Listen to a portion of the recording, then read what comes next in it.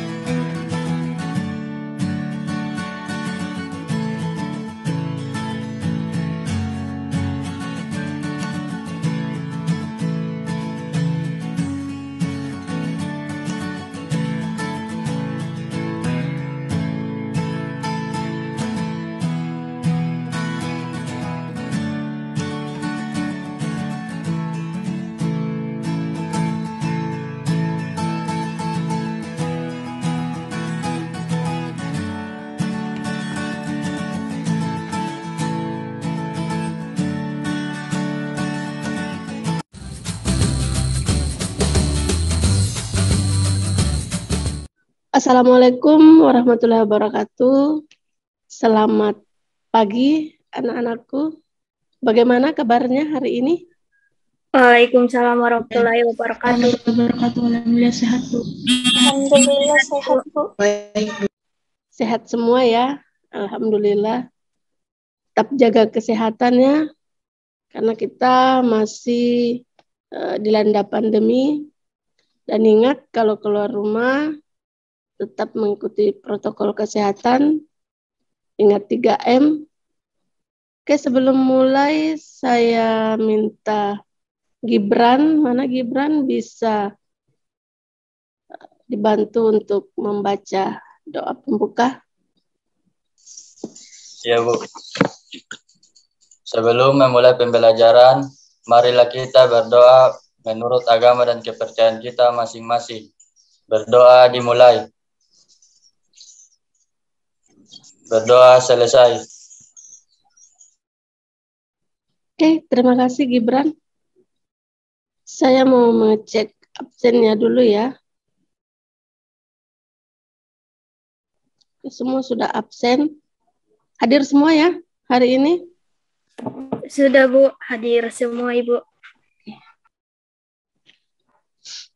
Pretest juga saya lihat sudah diisi, di linknya saya sudah bagikan di Google Classroom. Saya sudah lihat juga hasilnya.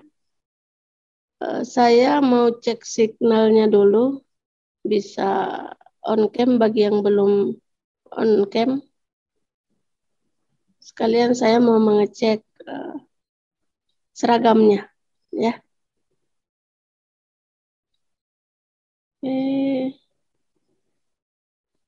Ya, siap ya. Yang mau off-kan kamera boleh, tapi sesekali mungkin tiap 10 atau 15 menit di on-kan. Sebelum masuk ke materi kita hari ini, Ibu mau bertanya, masih ada tidak yang ingat apa materi kita pertemuan sebelumnya? Materi minggu lalu. Ingat, Bu. Iodimetri, Bu. Iodimetri, Bu. Ada iodimetri ya. Masih ada yang ingat apa itu iodometri, apa itu iodimetri? Saya, Bu. Silahkan, Priscilia. Iodometri adalah analisis titrimetri yang secara tidak langsung untuk zat yang bersifat oksidator seperti besi 3 dan tembaga 2, di mana zat ini akan mengoksidasi iodida yang ditambahkan dan membentuk iodin. Iodin yang terbentuk akan ditentukan dengan menggunakan larutan baku tiosulfat. Sedangkan iodimetri adalah analisis titrimetri yang secara langsung digunakan untuk zat reduktor atau natrium tiosulfat dengan menggunakan larutan iodin atau dengan penambahan larutan baku berlebihan. Kelebihan iodin tersebut dititrasi kembali dengan larutan tiosulfat, Bu. Oke, terima kasih Priscilia atas penjelasannya. Jadi itu ya pengertian dari iodometri dan iodimetri. Oke, Ibu mau share screen dulu. Seperti biasa di pertemuan-pertemuan sebelumnya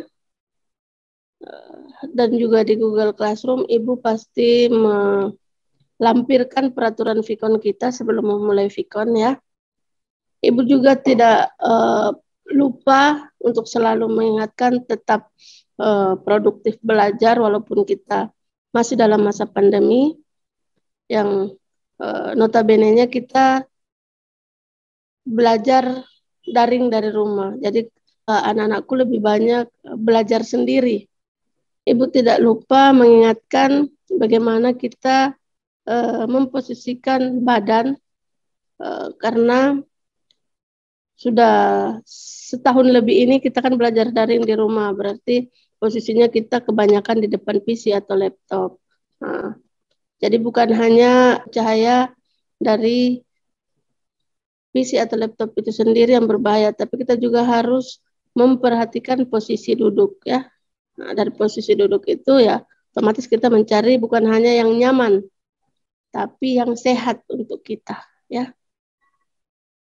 Materi Ibu sudah bagikan sejak kemarin di Google Classroom seperti biasa, sehari atau 2 hari sebelum pembelajaran berlangsung, Ibu selalu membagikan materinya, baik modul bahan ajarnya maupun video pembelajarannya. Begitu juga link absen dan link pretest. Hari ini Ibu akan membahas materi baru. Ini ada beberapa contoh obat batuk. Ada beberapa macam merek obat batuk, sirup, baik untuk dewasa maupun untuk anak-anak.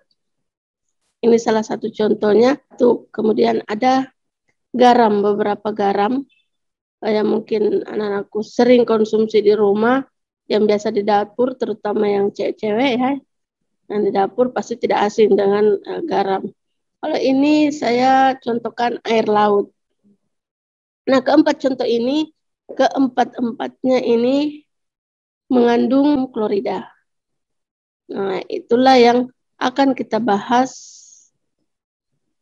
pada pertemuan kita kali ini. Apa sih hubungannya? Ada hubungannya, yaitu natrium klorida atau amonium klorida bisa kita analisa keberadaannya dalam suatu produk itu dengan menggunakan metode argentometri. Itulah yang akan kita bahas pada pertemuan hari ini, yaitu argentometri.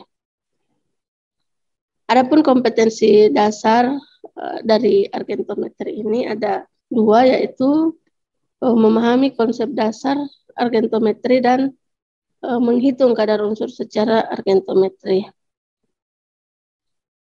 Dan saya harap setelah mempelajari argentometri ini, anak-anak semua bisa memahami mengenai definisi argentometri, konsep dasar argentometri, konsep larutan standar dan larutan baku, konsep perhitungan penentuan kenormalan, larutan standar AgNO3, dan juga menjelaskan dan menentukan kadar suatu unsur secara argentometri.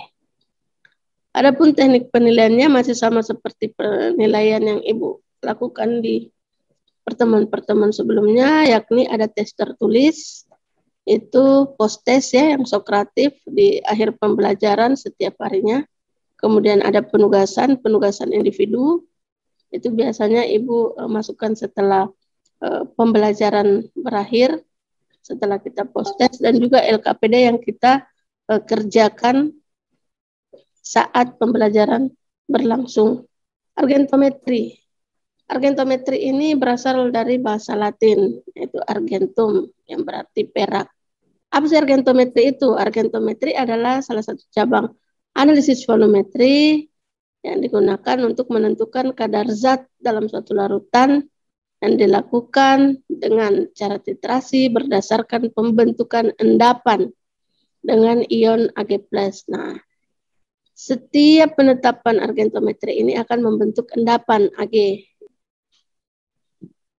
Selain untuk menentukan ion halida, seperti yang tadi saya sebutkan, titrasi argentometri juga dapat digunakan untuk menentukan merkaptan, asam lemak, dan beberapa anion divalen seperti ion fosfat dan arsenat.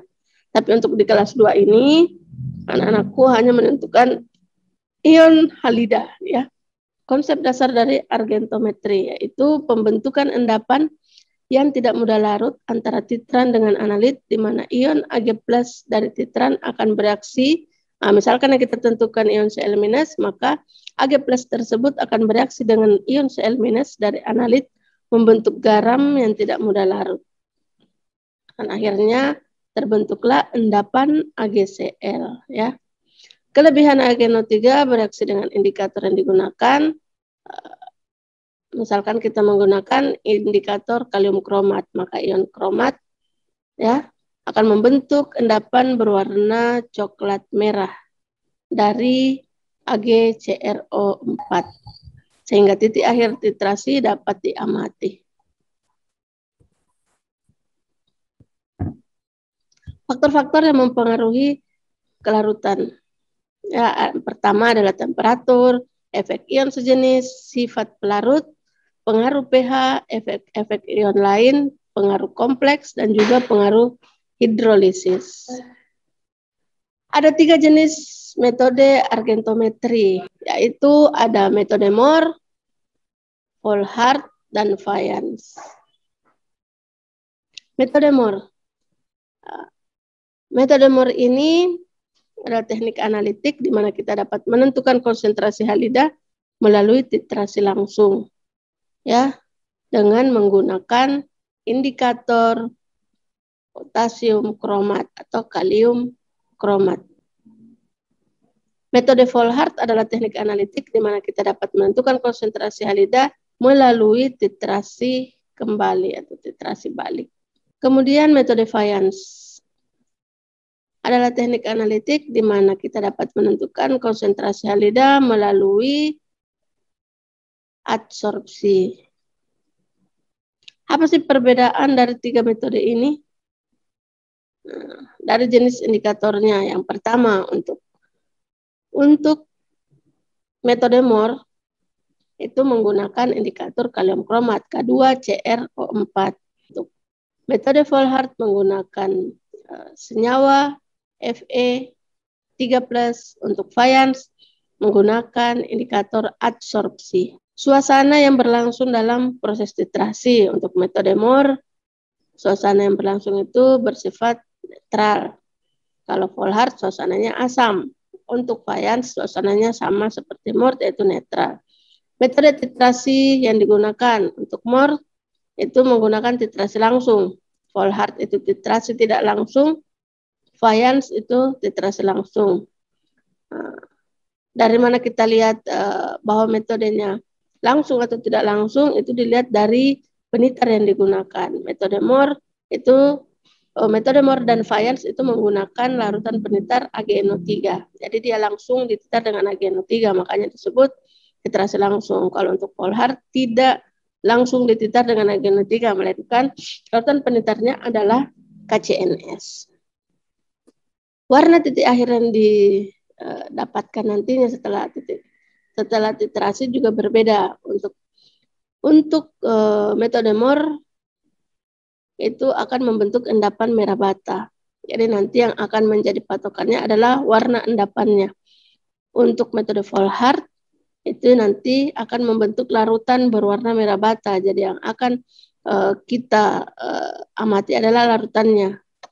Kalau untuk Fayens itu akan membentuk larutan berwarna merah muda. Setelah ini kita akan diskusi di Google Classroom ya. LKPD Ibu sudah bagikan tadi di Google Classroom, silakan dilihat.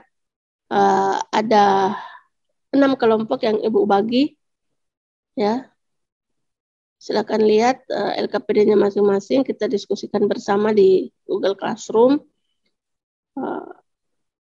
Kalau ada yang ingin ditanyakan nanti bisa sambil ditanyakan di kolom komentar bagian diskusi kelompoknya masing-masing. Ada pertanyaan sebelum kita masuk ke diskusi di Google Classroom?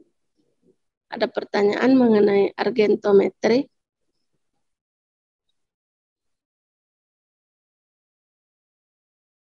Tidak ada yang mau bertanya? Kalau begitu, kita lanjut di Google Classroom ya. Bisa live dari Zoom, lanjut ke Google Classroom, waktunya 30 menit. Kalau nanti waktunya sudah habis, Ibu beritahukan di grup WA ya. Kita lanjut di Google Classroom, Ibu akhiri Vicon pertama kita. Wassalamualaikum warahmatullahi wabarakatuh. Silakan live ya. Waalaikumsalam warahmatullahi wabarakatuh.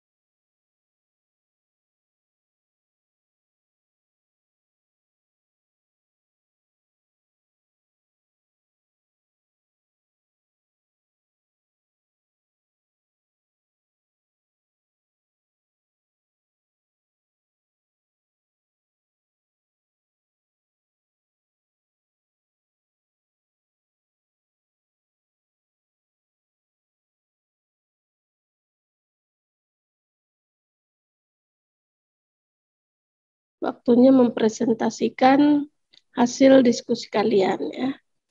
Saya mau kelompok 3 untuk mempresentasikan hasil diskusinya. Silahkan perwakilan kelompok 3. Bismillahirrahmanirrahim. Assalamualaikum warahmatullahi wabarakatuh. Saya perwakilan dari kelompok 3 atas nama Mutia Zarifa ingin mempresentasikan hasil diskusi kelompok kami, yaitu standarisasi AGNO3 dengan BBP NaCl cara MOR. Baik, ini nama-nama kelompok saya, ada Mutia Mardatillah, Mutia Zarifa, Muhammad Haidar Yahya, Muhammad Farhan Pratama, Mubalik Handaling, Muhammad Akbar Syam, dan Muhammad Gibran Dwi Sakti. Permasalahan yang kami temui yaitu kenapa menggunakan K2CrO4. Pada standarisasi AGNO3 digunakannya K2CrO4 sebagai indikator di mana pada titik akhir terbentuk endapan berwarna coklat dari endapan Ag2CrO4. Yang kedua, apa yang dimaksud NaCl proanalis? Jadi NaCl atau garam proanalis merupakan garam dengan kemurnian tinggi, lebih besar dari 99%, yang digunakan sebagai reagen dalam analisis di laboratorium dan industri farmasi.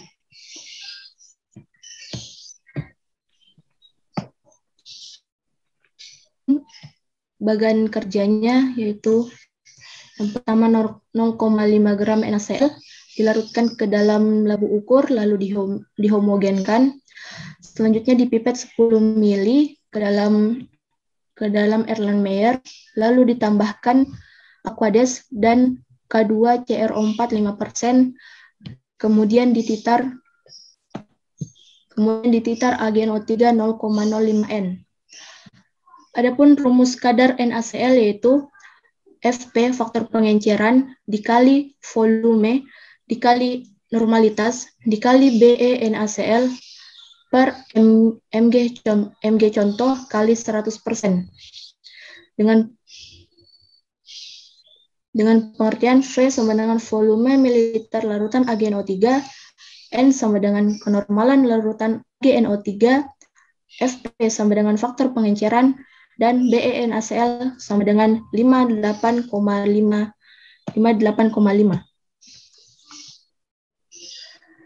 Mengapa larutan AgNO3 perlu distandarisasi terlebih dahulu? Larutan baku AgNO3 harus lebih dahulu distandarisasi menggunakan larutan NaCl, karena AgNO3 termasuk larutan standar sekunder. Tujuan standarisasi untuk mengetahui konsentrasi sebenarnya pada AgNO3.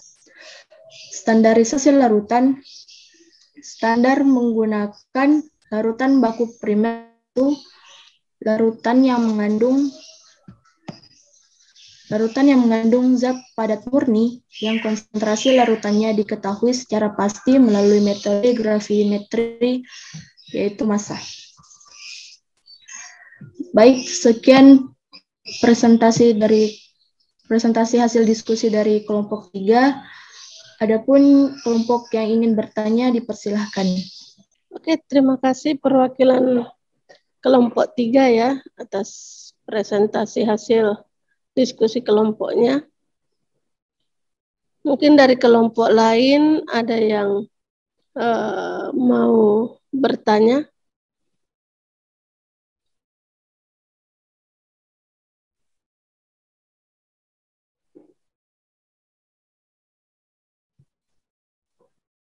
Silakan kelompok berapa yang mau bertanya? Maaf Ibu, saya Ibu. Ya, sebutkan nama dan juga kelompoknya ya. Assalamualaikum warahmatullahi wabarakatuh. Perkenalkan, nama saya Fitri Ramadhani, perwakilan dari kelompok 1. Ingin bertanya kepada kelompok 3. Pertanyaan saya yaitu, Apa fungsi penambahan indikator KRCRO4 5% pada standarisasi AGNO3? Terima kasih. Terima kasih Fitri. Jadi pertanyaannya, apa fungsi dari indikator kalium kromat atau K2CrO4? Silahkan kelompok 3, siapa yang mau menjawab pertanyaan dari Fitri? Assalamualaikum warahmatullahi wabarakatuh. Ya, waalaikumsalam warahmatullahi wabarakatuh. Saya dari perwakilan kelompok 3 akan menjawab pertanyaan dari Fitri. Fungsi penambahan indikator kalium kromat atau K2CrO4 bertujuan untuk mengetahui warna dari titik akhir titrasi, Bu. Oke. Itu Terima kasih. Ya, itu tadi jawaban dari perwakilan kelompok 3. Kelompok lain mungkin ada yang ingin menambahkan? Kalau tidak ada, lanjut lagi. Masih ada mungkin yang mau bertanya untuk kelompok 3? Hai, Bu. Ya, silakan sebutkan nama dan asal kelompoknya. Selamat siang. Perkenalkan, nama saya Tri Aprilia dari perwakilan dari kelompok 6. Saya ingin bertanya untuk kelompok 3, bahan baku apa saja yang dapat digunakan untuk standarisasi AGNO3? Terima kasih. Oke. Terima kasih pertanyaannya Tri Aprilia. Silahkan kelompok 3 yang mau menjawab pertanyaan dari Tri Aprilia. Saya, Bu. Siapa? Muhammad Farhan, Bu. Ya, silahkan Farhan. Assalamualaikum warahmatullahi wabarakatuh. Perkenalkan, nama saya Muhammad Farhan Pratama, perwakilan dari kelompok 3 ingin menjawab pertanyaan dari Tri Aprilia. Bahan baku yang dapat digunakan untuk standarisasi AGNO3 adalah NaCl, yang mana NaCl merupakan larutan standar primer. Terima kasih. Oke. Itu tadi jawaban dari kelompok 3. Ya. Bahan baku yang digunakan untuk standarisasi AGNO3 yaitu NaCl. Ada lagi kelompok lain yang mau bertanya? Kalau tidak ada, kita beri aplaus dulu untuk kelompok 3. Ya.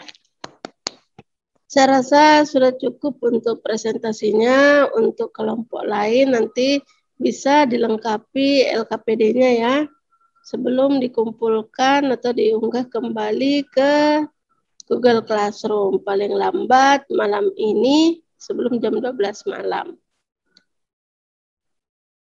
Oke, Ibu mau share screen dulu ya. Dalam sebuah analisa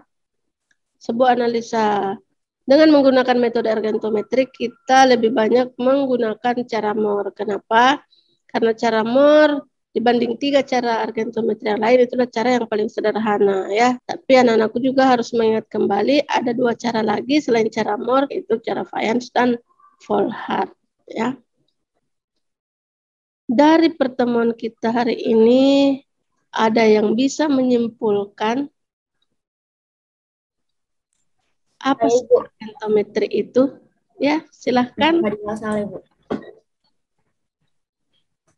Jadi, argentometri merupakan bagian dari precipitometri, yaitu titrasi berdasarkan pengendapan.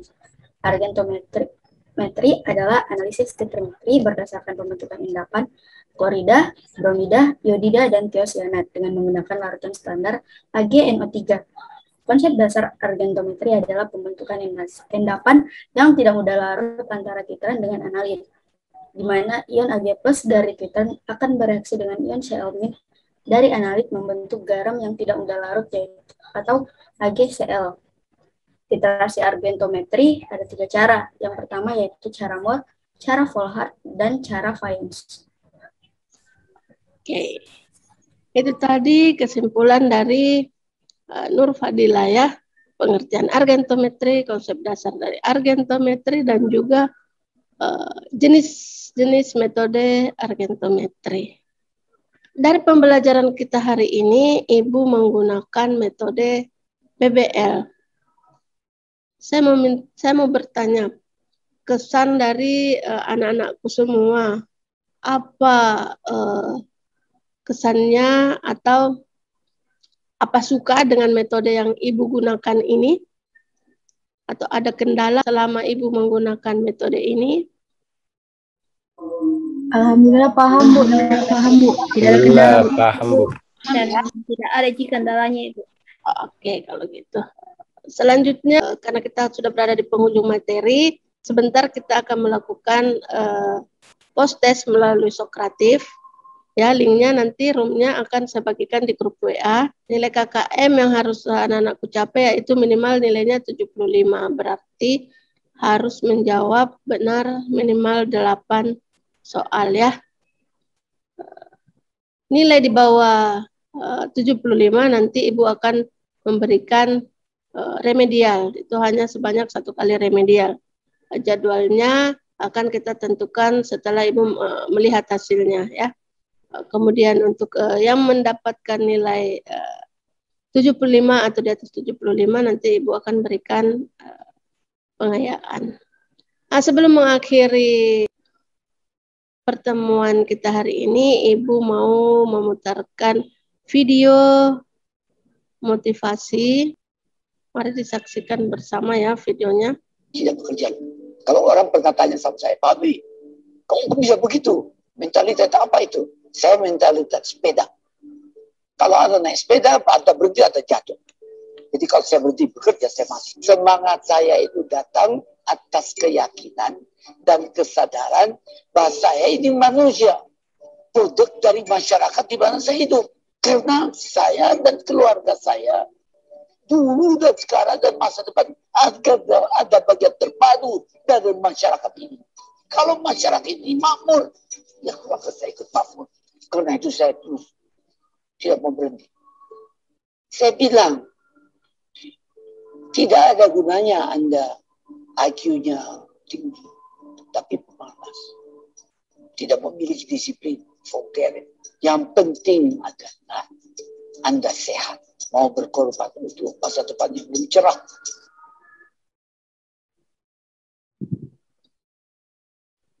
Oke, itu tadi sedikit video motivasi dari Bapak almarhum B.J. Habibie. Sebelum saya tutup, saya minta atau orang perwakilannya untuk membimbing kita semua membaca doa penutup ya. Silahkan. Teman-teman, sebelum kita mengakhiri pertemuan hari ini, adalah kita berdoa sesuai kepercayaan kita masing-masing.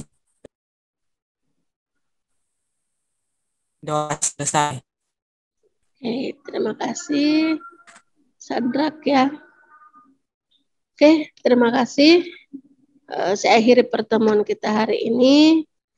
Silakan beristirahat sejenak 10 atau 15 menit, kemudian kita lanjut dengan post-test. Wassalamualaikum warahmatullahi wabarakatuh. Selamat siang. Waalaikumsalam warahmatullahi wabarakatuh. Selamat siang Ibu. Terima kasih Ibu. Terima kasih Bu. Ibu.